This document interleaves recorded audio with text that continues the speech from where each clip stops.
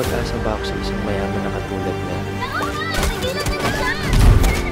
Tinatanggap mo na ba yung pag-ibig ko sa'yo? Mahirap po sa daga ang pinakasalan mo. Hinahaluan na naman ang aming gatas. Nalulugi na raw tong patahian mo. Binenta ko sa sasakyan. Dagdag para sa pang-araw-araw na gasto. Hindi na tayo makakaalis. Naloko tayo sa scooter natin. Inutang ko lang naman yung pang-placement. Sa tamang panahon, tamang pagkakataon, at tamang Iusap koneksyon. naman po ako na sana mabigyan niyo po kami ng sariling budget. Nagsisisi ko na. Hirapan na isang sumpa. Pwede magkahiram ng pera? Hindi dapat ito nangyari sa anak ni Aling Puring at sa iba pang pamilya.